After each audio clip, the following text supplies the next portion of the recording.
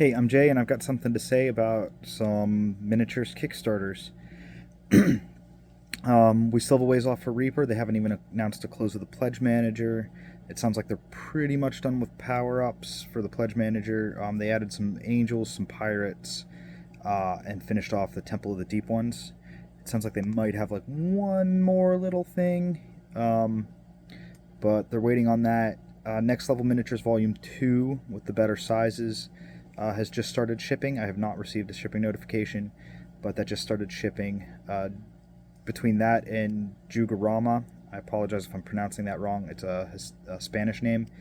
I should have a lot of Siocast miniatures for Advent calendars this year, so that'll be hopefully that'll sell well. It doesn't look like I'll be able to do laser cut wood Advent calendars this year, so it'll just be cardboard. So we'll see if that kind of makes up for the loss there.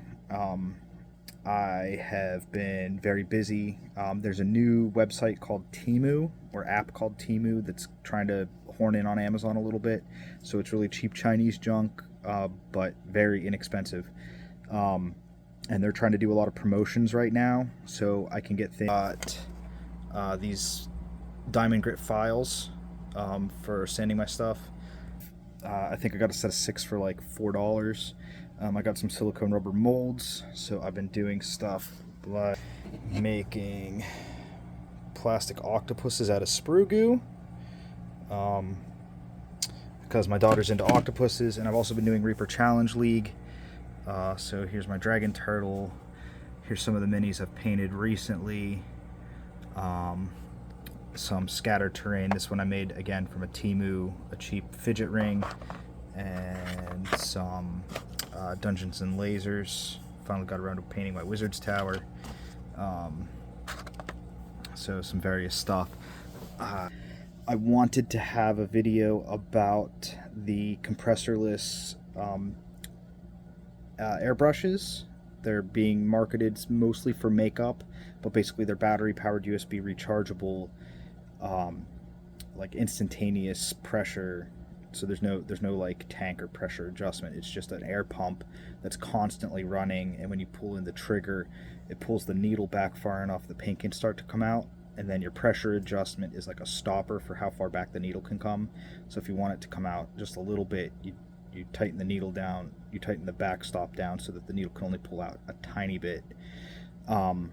So I was able to get one battery charge out of it. So kind of before I learned how to use it, I sprayed some water to make sure that it worked. I ordered some paint thinner and airbrush cleaner. I got down like 2 coats of primer. It clogged up on primer. I had to use the airbrush cleaner, learn how to brush it and stuff. And then the next time I went to charge it, it didn't work. I busted it open and saw that the bottom was all corroded, so some water got inside. So if you get these things, treat them gently. They're not, it's cheap Chinese junk. They're just not made very well.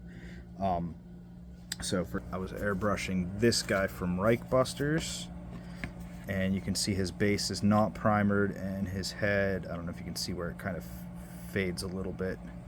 Getting the light here better. You can see his legs aren't primered, but his top is. If you can kind of see the green tint in his legs versus the gray on his top. So I ran out halfway through priming this guy, but I am liking, I'm mixing, whoops, as I dump it everywhere, I'm mixing my paint with some airbrush thinner instead of just water, and I'm liking that for base coats and primer coats.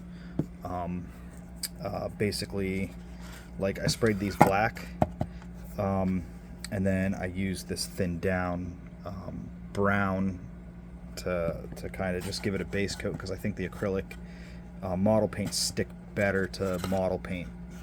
So if I want to do like a dry brush, I don't want it to like run off of the primer into the cracks. I want it to stick on the peaks, because I'm going to do a quick and dirty on this Dungeons and Lasers stuff. Again, Reaper Challenge League, if you're not familiar, basically you paint stuff in specific categories. So like you have to do a holiday every quarter. You have to do like, you get like 3 points for a PC or a monster. You get like 8 points if it's like the seasonal theme, which is halflings and gnomes, or like it'll be Halloween. and then you earn points, and you can trade those points in for gift cards or raffles for gift cards to the Reaper store. So ordering straight from Reaper is more expensive. Probably 20% more expensive than you're going to buy on online marketplaces like Miniature Market, Cool Stuff, Gnomish Bazaar, whatever.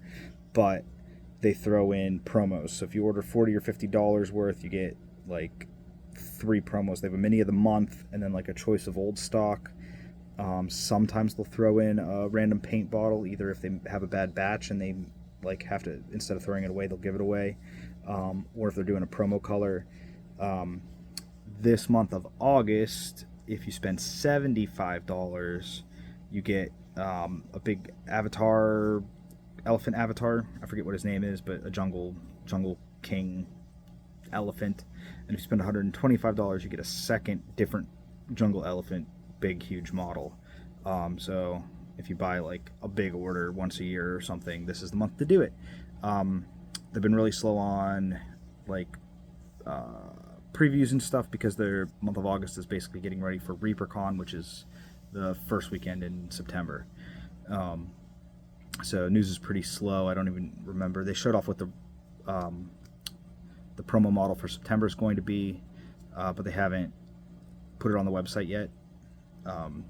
So that's what I've been doing. I'm waiting on Kickstarters. I'm waiting to get ready to start making advent calendars, and trying to paint the gray.